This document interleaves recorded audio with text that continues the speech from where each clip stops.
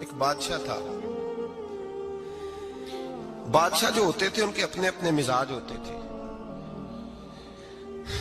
اس بادشاہ نے 4 5 6 کتے رکھے ہوئے تھے، اور کتے بڑے بڑے کتے تھے، اور بڑے وہ خونخوار کتے تھے، چیر پھاڑ کھا جاتے تھے، شیر جتنے ان کے قد تھے۔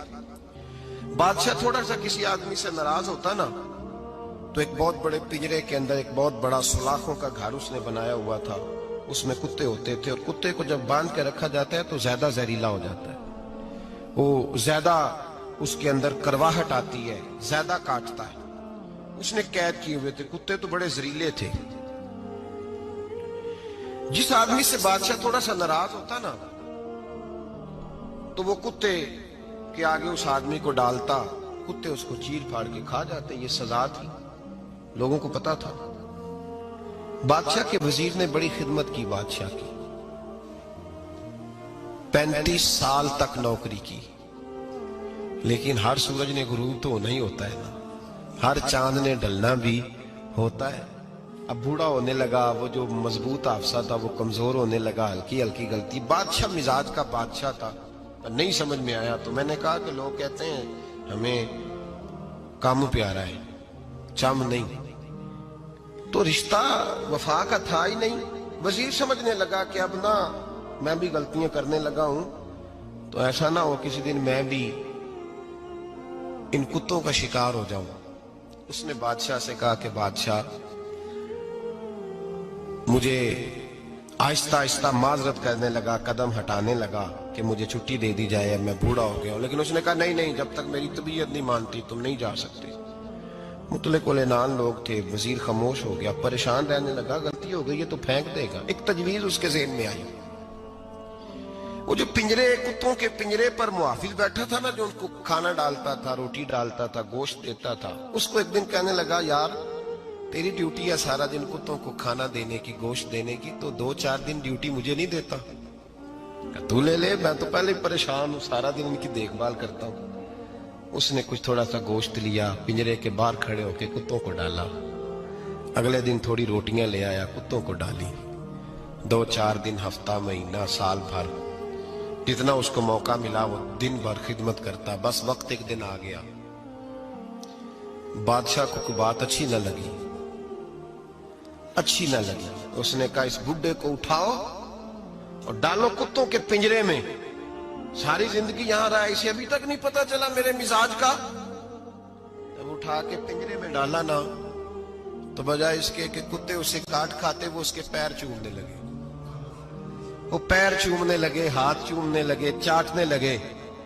تو بادشاہ اب سامنے کھڑا تھا نظارہ دیکھنے کو کہ چیر پھاڑ کرتے تو خوش ہوا کرتا تھا، خونخوار درندے جیسی اس کی طبیعت ہو گئی۔ جب دیکھا پیار کر رہے ہیں تو بادشاہ وزیر سے کہنے لگا یہ کیا ہے؟ تو وزیر رو پڑا، کہنے لگا تو سیاستدان تھا تو میں بھی سیاستدان تھا، ساری زندگی سیاست کی، لیکن دنیا داروں کے ساتھ رہا تو انجام یہ ہوا کہ مجھے اس پنجرے میں ڈال دیا گیا۔ دیکھ تو بہت بڑا سیانہ تھا اور میں بھی سمجھدار تھا، وزیر رہا، لیکن ہمارا روح کا رشتہ نہ بن سکا۔ ارے ہم سے تو یہ کتے ہی اچھے نکلے، تیری 40 35 سال خدمت کی تو نے کتوں کے آگے ڈال دیا، انہیں تو چند مہینے روٹی ڈالی ہے، میرے وفادار ہو گئے۔ چند مہینے روٹی، جنہ تنا وچ عشق نہ رچیا کتے نہ تھی چنگے، جنہ تنا وچ عشق نہ رچیا کتے نہ تھی چنگے، مالک دے کر راکھی کر دے ساور بھوکے ننگے۔ اور بابا بلے شاہ صاحب فرماتے ہیں تو راتی جاگے تے شیخ صدا میں، راتی جاگ دے کتے تے تیتھوں اتے مالک دا در مول نہ چھڑ دے، پاویں مارو 100 جتے تے تیتھوں اتے رکھا سکھا کھا، دنے جار رکھاں وچ ستے، تیتھوں اتے ایک برکی دا قدر پچھانن، پاویں مالک ہوں من ستے۔ ایک برکی دا اوپر کھڑے ہو کے کام نہیں کرانا پڑتا کہ میں کھڑا رہوں گا تو کام صحیح ہوگا، جاؤں گا تو نہ، ایک برکی دا قدر پچھانن، پاویں مالک ہوں من ستے۔ پھر اپنے آپ کو مخاطب کیا، کہنے لگے اٹھ بلیا، چل یار منا لے نہیں تے بازی لے گئے۔ मुल्ला रूमी कहते हैं कि चिड़िया और चिड़ा मुज़क्कर मुअन्नस दोनों इकट्ठे बैठे थे। तो एक बंदा आ गया सूफी, मेरी तरह पगड़ी शकड़ी बांधी हुई, जुब्बे कुब्बे में लगा हुआ। ये जितने फितने आज आपको नजर आ रहे हैं ना, ये जुब्बों के पीछे निकलते हैं सारे। आवाम बेचारी को तो पता ही नहीं था कि यहाँ भी उलझना है। इन्होंने पकड़ के चक्कर चला दिए, कभी कोई कहानी सुनाते हैं तो कभी कोई कहानी सुनाते हैं, कभी नहीं। और मैं शिकवा करने लगा हूँ, मुझे कर लेने दो। क्या तुमने कभी मईशत पर भी तकरीर की है? हुजूर ने मईशत नहीं दी? क्या तुमने कभी कौम को मुआशरत भी सिखाई है? ये भी तुमने बताया है कि जीना मरना कैसे है?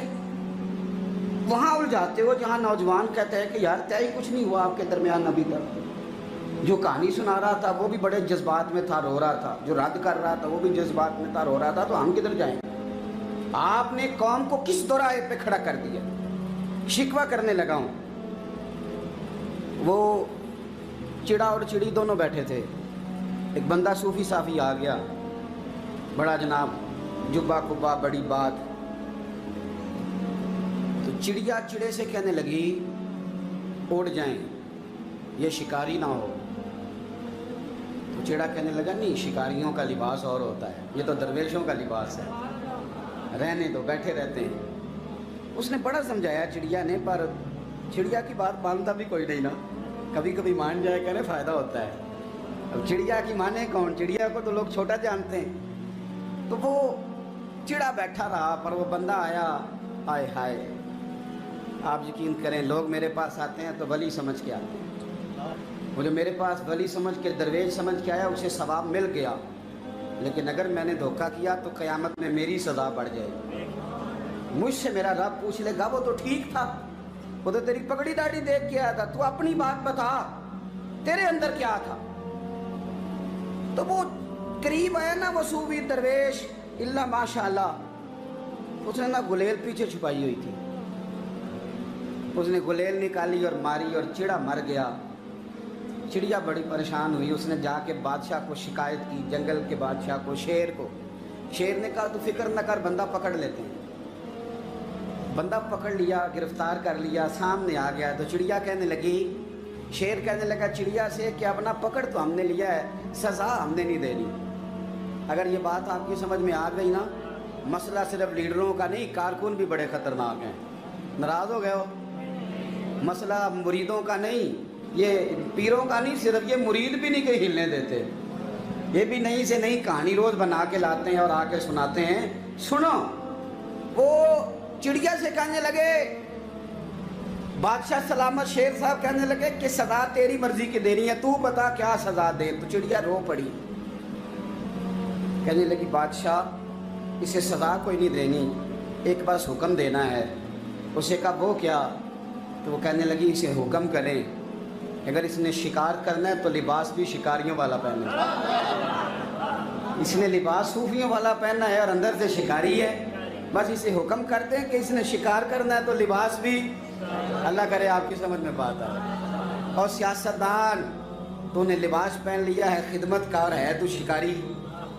और ब्यूरोक्रेट, ओ ताजर, तूने लिबास पहन लिया है, खिदमतकार, तू शिकारी है।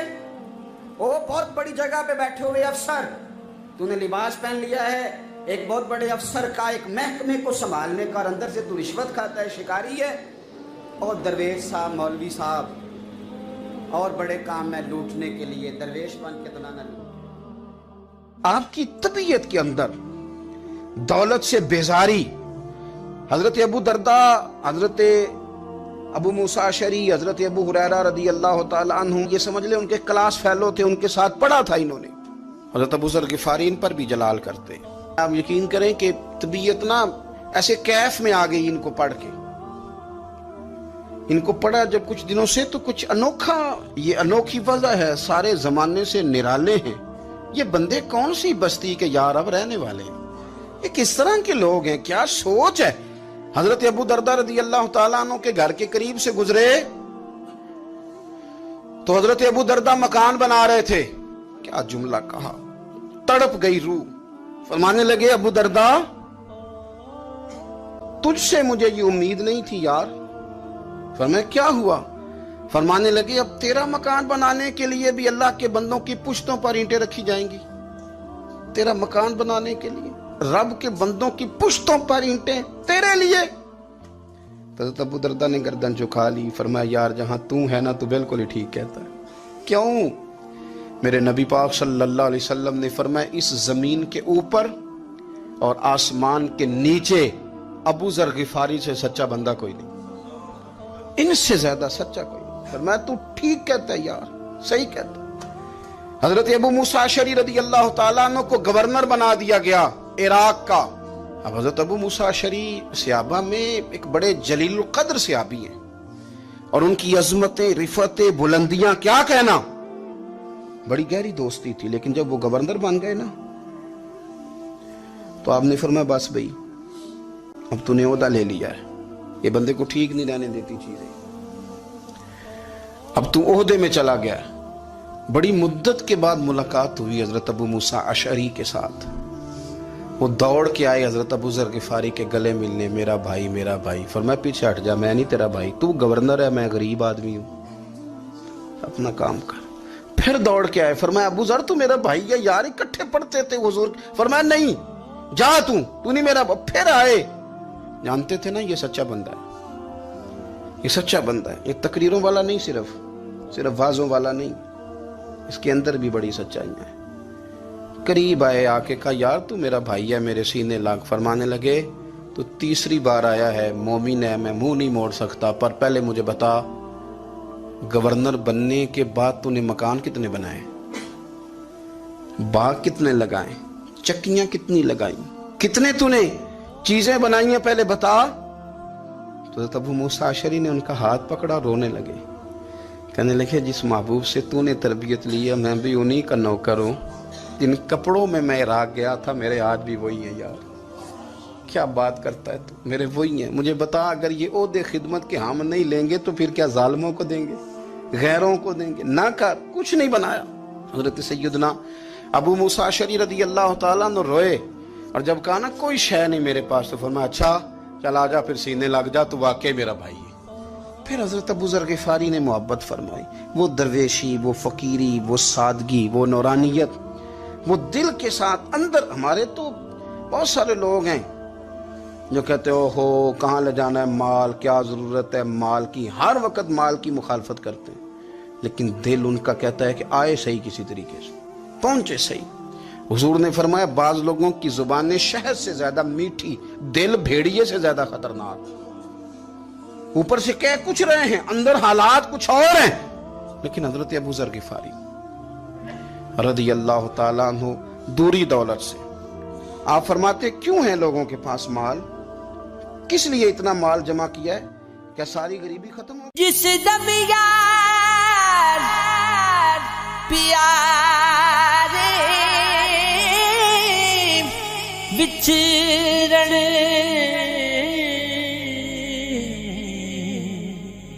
کون روے مر تھوڑا سب روگاں دا روگ محمد جس دا نام بچھوڑا ہے. لمبی رات بچھوڑنے والی گزری سے بریاں دی کون لیا وے خبر محمد سجنا دور گیا دی. سنگ دے ساتھی